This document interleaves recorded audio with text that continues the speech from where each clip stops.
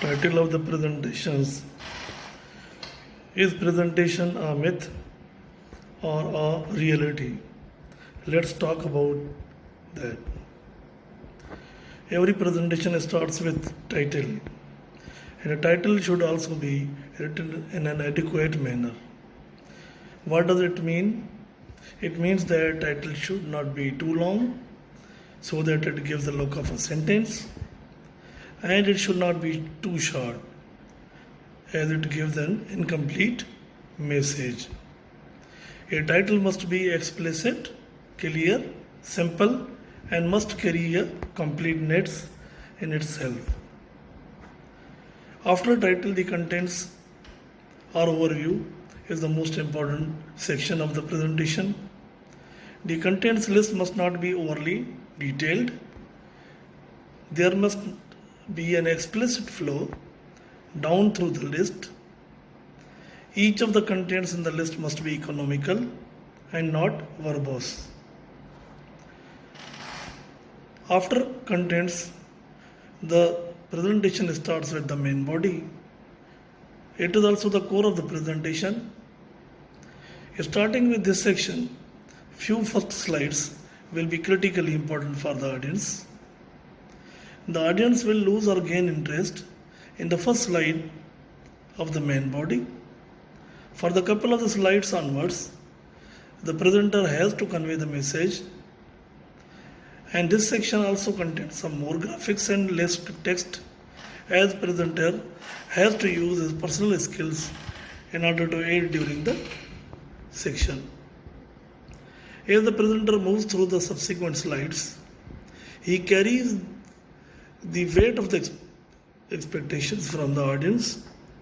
Therefore, as he completes few more slides, the audience is less tuned or more tuned, depending upon the quality of the presentation. Here, it also requires a good usage of text that conveys the details related with the topic. And the figures as well as the diagrams also support the textual message. The presenter's own personality should also assist the audience throughout these critical slides. The contents of the main body: in this, the background, the introduction, literature review, these are the most important parts that are to be conveyed. Starting with the background motivation and steering through the literature, the presenter has to make his case, and the motivational objects are introduced based upon the findings from the literature. The objectives should be connected with the gap analysis done on the literature, and the gap analysis should be discussed in the prior work, and the case should be strengthened so that the objectives and gap must be synchronized together.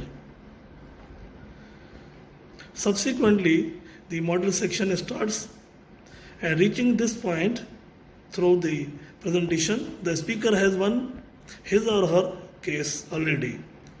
Now the model emerges from the past sections naturally, and it shows the method of attainment through the model. The model is also tasked with the objectives attainment. A process flow steps must be in the form of functional block diagram here, and the audience is presented various pieces of the model at this stage as well, as these model has various pieces or elements or blocks which are functionally connected through each other. After the model is presented, the result section comes naturally. The result section explains the output after the model is implemented on the research data. The details, the critical data and highlights are also introduced now. The figures, diagrams and other data must now be very clearly presented. The analysis of the results is not allowed in this part.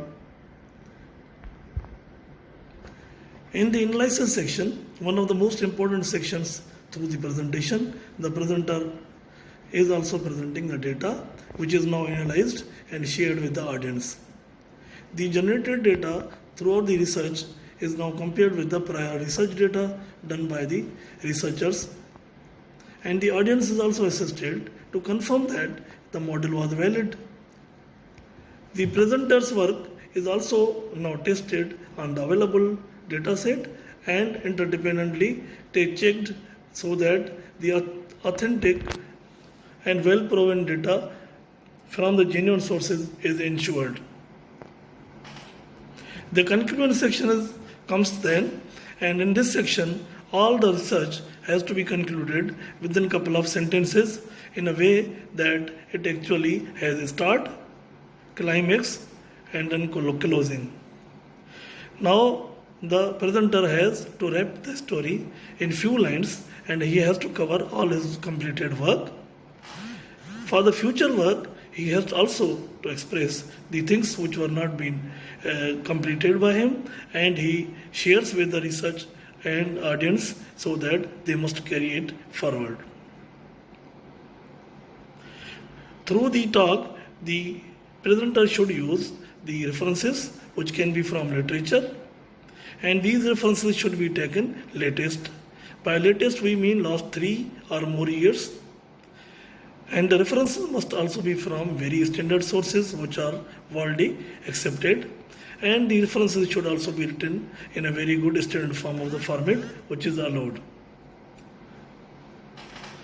Throughout the presentation, the text and figure formatting should be carefully chosen, and the style of the text and adequate size should be readable as per the last row's audience. And then figures must also be adequate in size, well placed, and well formatted. The color or gray figure must not be skewed or tilted or fuzzy. The slide title must be larger than the details text. The slide's background colors, text colors must also be visible to the audience. The projector colors are always different than the colors on your machine. So the presenter must also either do the mock run or should be able to know what will be the effect on the text color and then background color through the presentation on the multimedia.